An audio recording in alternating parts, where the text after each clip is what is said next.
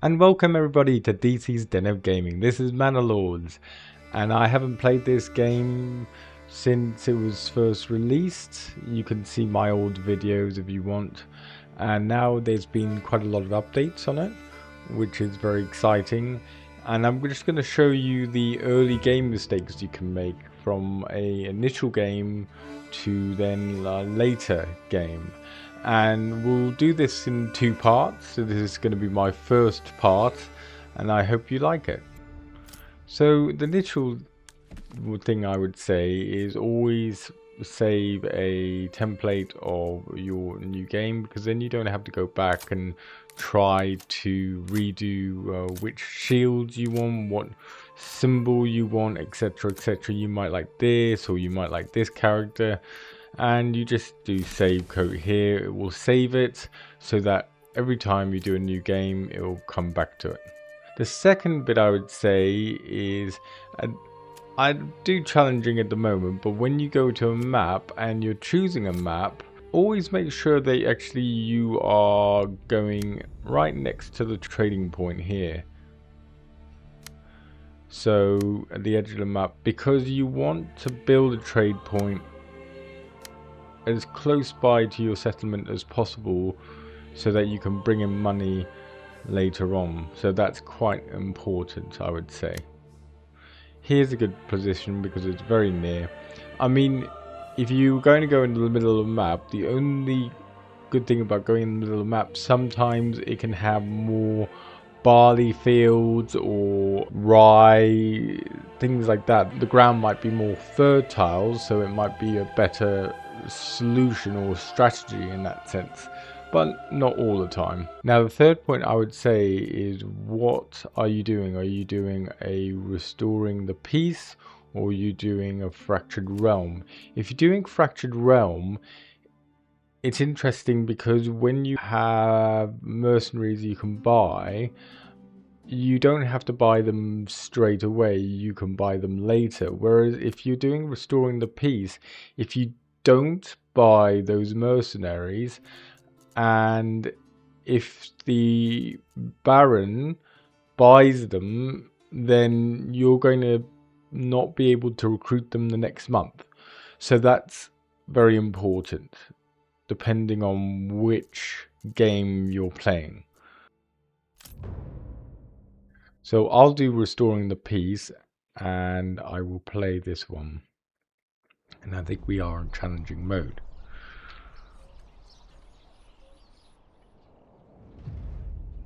Now the first thing I would do is always look at what you have, what you can make profit with, and what your food resources are. So the food resources, we have some wild animals here, which is perfect, and we have wild mushrooms, which is good. So we have two sources of food, and we should always use these straight away, because if you don't use them straight away and you come to the winter, you're going to struggle to have enough food for your settlers, and you're not really going to have food for vegetables, etc., until you make profit from your trading posts, because then the vegetables actually cost money and the hens cost money. But what I do notice on this map is that we have stone, which we probably don't want to export too much of. We want to keep our stone. 116 is enough for us to do what we need with it. But we have an iron surface deposit, which is an endless underground reserve. So, and it's right next to our settlement. So we want to really start trading with this straight away. And we got a trading point right next to the iron deposit, which is fantastic because we could actually start building here. Now, before I build, another point I would suggest is that you go to your overlay here, and you can go to the overlay by just doing fields, and it will come up, and you can see how good your fertility is. And to be honest, my fertility is very, very good. you could see here.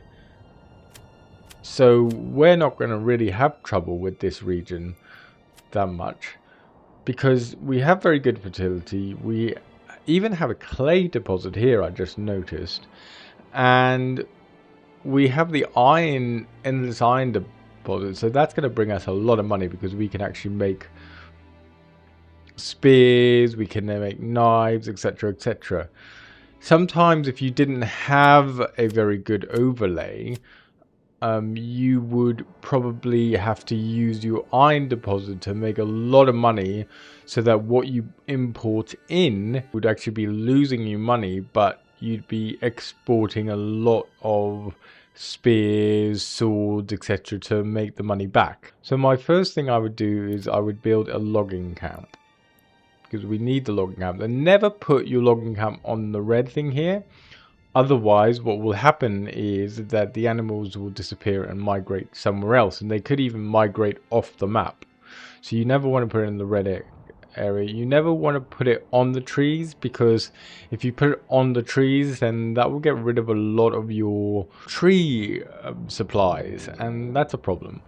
So I would always place it, maybe place it away from where all your animals are. They do have a protection thing on them on the logging camp, so that you don't accidentally chop down trees around the animal section, because if you chop down trees around the animal section, you're getting rid of basically the living space of animals and their survival. And we want to try to do roads, is always good to connect all of your sections. I would also straight away have a hitching post, because if we have an extra ox come in, we will actually speed up this gameplay quite fast, and we can expand quite fast. You can change your priority, which is a good thing if you feel like, okay, that building needs to be done quicker, and you can also pause it if you thought actually this building needs to be done better than this. You could pause it and then people would just work on that. But sometimes the construction priority is good enough. Now we've got a logging camp, I would always put 2 in there, and then also our hitching post, I would always purchase that ox. Now I would not do anything with our money until we have the trading post. And now what I would straight away do is build a granary post and build a storehouse. Another thing with the overlay, actually, I realized, is try to not build where you have the fertile soil. You want to build to sections where there are not too many, but because we have so much, we don't have a problem. But for instance, this section, you would have a problem because you wouldn't want to build here, because you could get a little bit of here and you could get a little bit here. So at the moment for us, we just will have to start building on these sections, which is fine. And I'm going to put a road here, because what I'm going to do is I'm going to put a trading post there at some point too. And now I'm going to put 1 person in the storehouse, because you need a person to get rid of all these supplies to put into the storehouse. Otherwise, if you don't, then the rain will come and it will spoil your goods. So it's very important. And we'll also straight away build some plots. Don't do it too late. You want to do it pretty much ASAP, because otherwise you're going to struggle. So even if we build maybe 2 for now, and then we build a bit more later, you'll notice actually if I build quite far, you'll see there's an average planting cost 40%. Now I would only do this if you were considering planting trees, and in fact I would be putting it up to like 300% if you were planting trees or vegetables or things like that, because the more you have of it, the better. And I would never put them too far like this as a narrow thing, because then they take ages your people to move up and down, and that's a problem. You want it quite square, rectangle. But at the moment we don't need any planting cost. This is fine. And we have it so that there is two people in two families in one plot. That actually helps, because then you're saving up room, etc. And never overexpand, because if you overexpand, then that's a problem. But you always want to bring this homeless down, and you always want to put people in the storehouse and the granary.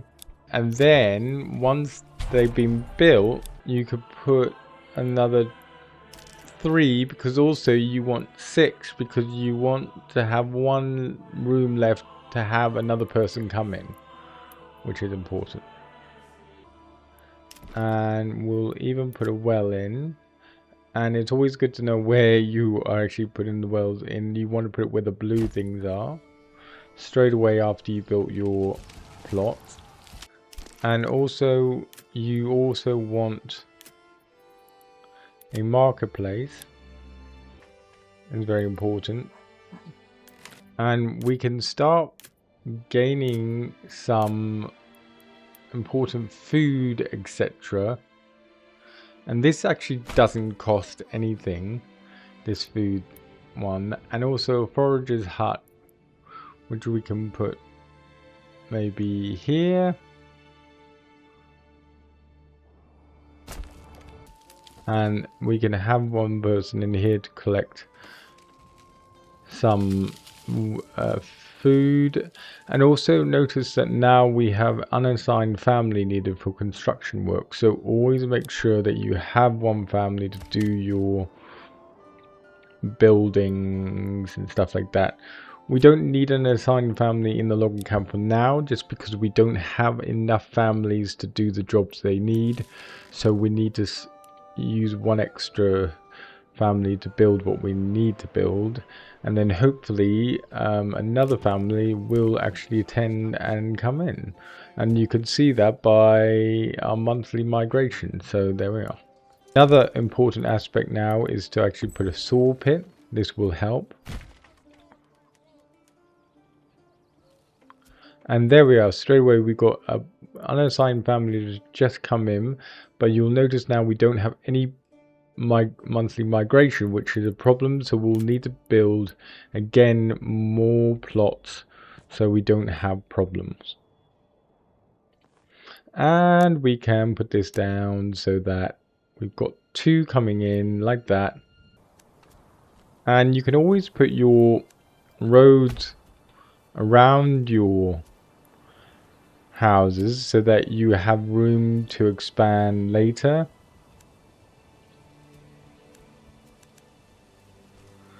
And this I will put around, because what I'm going to do here is I'm going to have a mining section here too.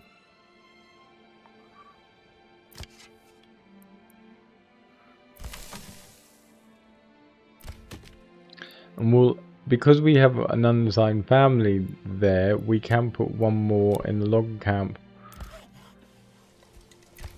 Or we can actually get rid of one for now and then put it in the saw pit, so we actually start getting some planks, because what we'll need is we'll need the church as well.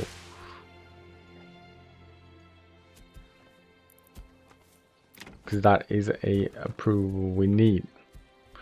We are losing a lot of approval because we don't have a church at the moment.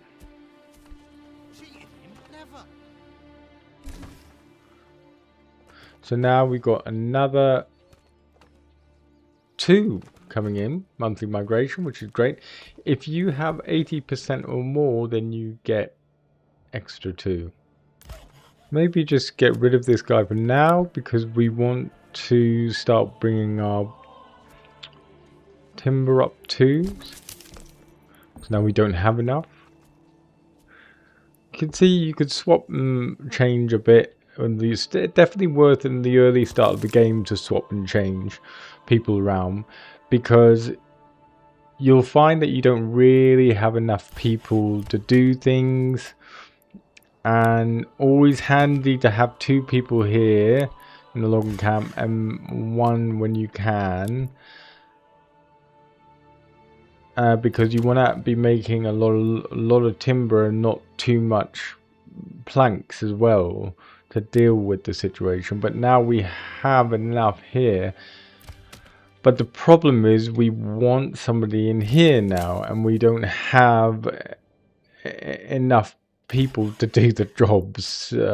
So what we'll just do is we'll take 1 off the soil for now, because I think we have enough, just enough now to do that. A common mistake, don't do herb garden yet. I wouldn't do that, because you want to prioritize a trading post, which we'll put here. And then we can also get a woodcutter's lodge built. And with this, you'd want a road to go into here to then go here, so that so that they don't have to go all the way around to get to where you need. There's a path going there. Now we have the church. I would put it, let's say, here, and doesn't really matter with churches where you put them, as long as you have a church in your settlement, the approval will be there. And now we have another person come in. Stone gatherer here. Start gather stone. And mining pit here for our mine. And straight away we want to start putting a trading post. And I'd put maybe 2 in. And we have a church access, which is great. Now we don't have any available plots, so what we want to do is more burgage plots. And remember, always expand. Don't expand too late, but don't expand too soon. Don't overexpand. And in this sense, I would actually start making some big plots. So, for instance, let's make a... If we can avoid the trees, because the trees are going to be your source of supply for woods. So, maybe actually some people over here, because you'll need them for the foragers, huts, etc. So we do it like this. And you see you've got 210%. Now we could increase that to 300. We can. 370 is okay. I think 300 to 400%, maybe 500% is fine. And it also means that we have 2 people in each of these, which is good. And then they can focus on veggies, etc. Another thing I would never forget is your development things. You could actually choose a development you want. You have to look at what you have on the map to know which is probably the best to do. Now, decrease labor speed for hunting and fishing, that's fine, but the hunting is not a strong resource, remember. We don't have a strong resource for our hunting. So that would not be a... It might be, but it's not greatest. Now, improved armors, improved mine integrity, mining import discounts.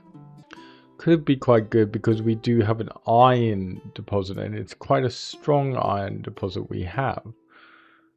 So mining area, so that might be quite good.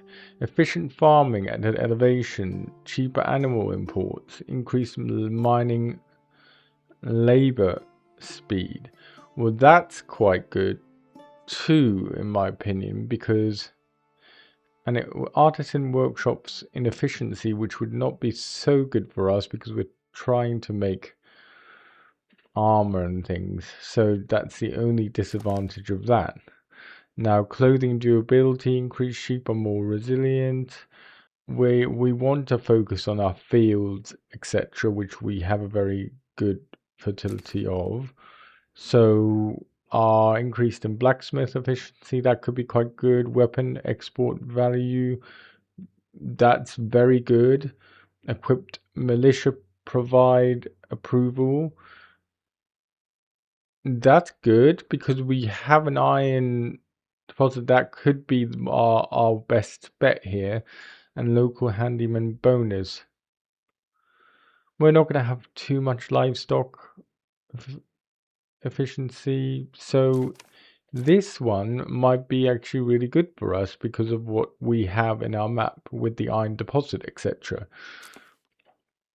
Increased region wealth from baggage plots, reduced baggage plot upgrade costs, salt and iron ore, but we have a iron deposit, so we don't want to be importing iron, so that doesn't make any sense to us. This one might be okay, but it's not great. And export minor trading, increased capacity for foreign goods deposits.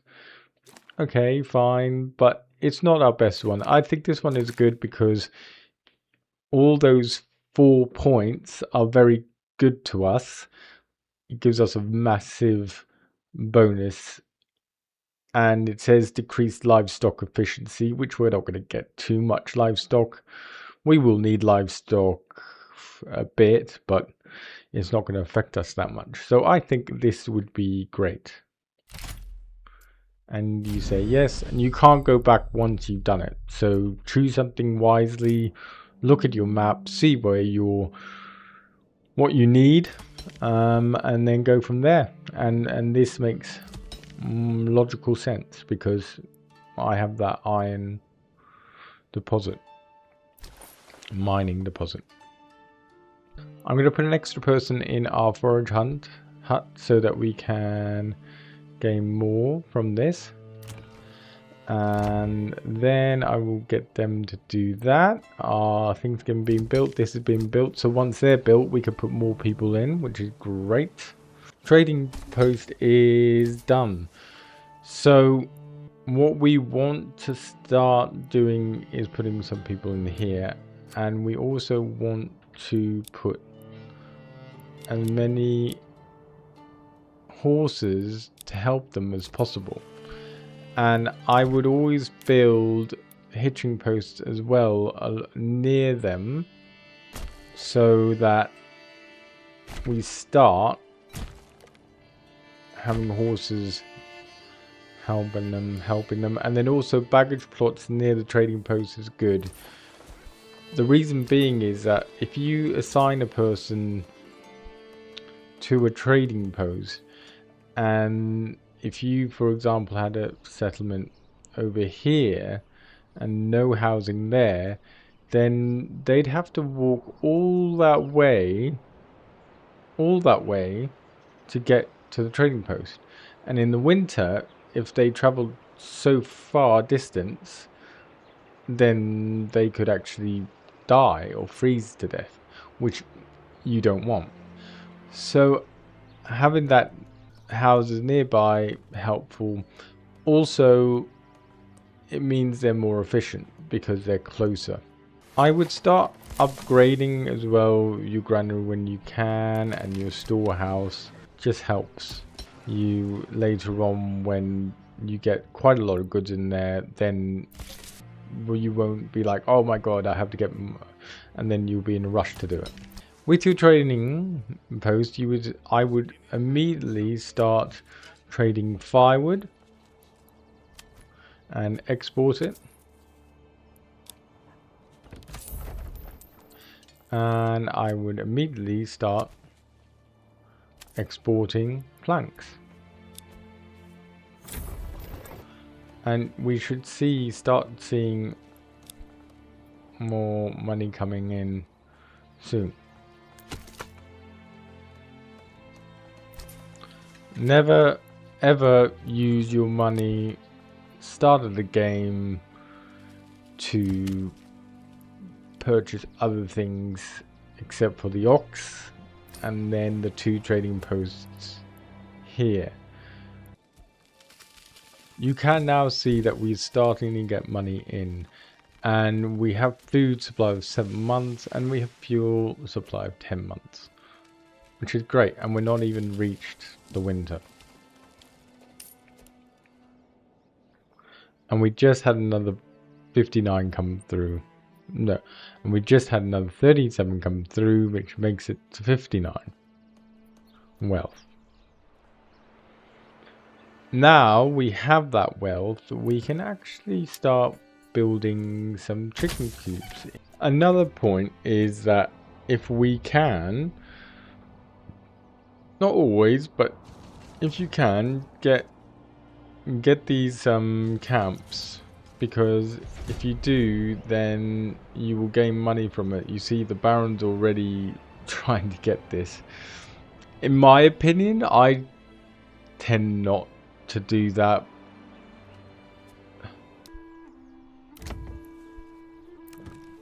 Also, another thing is, I wouldn't say yes to here until you get one family already in there, because sometimes if you say yes to expanding one more person there and they're still in a build mode for the property, you can't then get an extra person in there. I'd say about 6 hen plots will do. Now winter's coming, you can see the mushrooms are shrinking, so actually you can actually just not have families assigned to this, and maybe construct a herb garden will help you with illnesses, etc. in your settlement. That's a very key point, but don't do it straight away, do it later on. And now I will bring more wood into our settlement, because in fact actually for wood supply for our fuel, etc., that will help for the winter. And we're already disapproval of fuels, so we need more anyway. And I'd start putting our mining iron up so that we can start putting better trading in, etc. Having a livestock ox in your logging camp will help you too when you can. Just makes him be directly responsible for this, and then your other ox can go off and build other things. Then I would then start putting vegetable gardens in these lot, with the plots being so big that we can start then once we've got enough money to produce some veg. Another good thing is put another person in here so that we can start trading a bit more, and we can maybe get a horse as well and upgrade the hitching post. And once the logging camp is actually a bit further away from your forest, you can move it up always so that you can be closer. I wouldn't upgrade a deep mine too soon as well, that doesn't really help. Only upgrade it once you've depleted it. Stone gathering, I can put one person in there too. I'd start increasing the animals as you can. That will definitely help you massively. I will now start trading other things if we have them. So for example, maybe we can trade some pelts, that will help. see how much we have now in the wealth, region wealth. And we're fulfilling everybody's needs, which is always good. And we can start with some beetroot. And then we can do carrots and cabbages. Having all three variations is good. Yeah, cabbages produce more yield. They're more expensive. Carrots, they're medium yield, and cabbages are the least, but then the cabbages are less expensive than the others. So early on get the beetroot, then maybe move on to getting your cabbages and carrots. So you could see actually we have got much more money coming in now, so we can really start expanding our place. I've got a second of carrots coming in, which is great. So we have now these two veggies, so that's not a problem now. We've got food coming in. We have some eggs too, which is great. And now we're tracking movements of near raiders coming in 365 days. So that's it, people, for our first part. And the second part, I will be showing you how we're going to expand our military, how we're going to get more iron in here. We're going to really up our trading in our region wealth. We're going to get a Manor Lords manor so that we can actually start taxing people, and I'll show you in the next video how the proper ways to tax people and what you shouldn't do and what you should do. We will keep expanding our approval so that we make a really decent settlement here, and we will keep expanding our burgage plots when we can. So thank you for watching, and see you in the next one.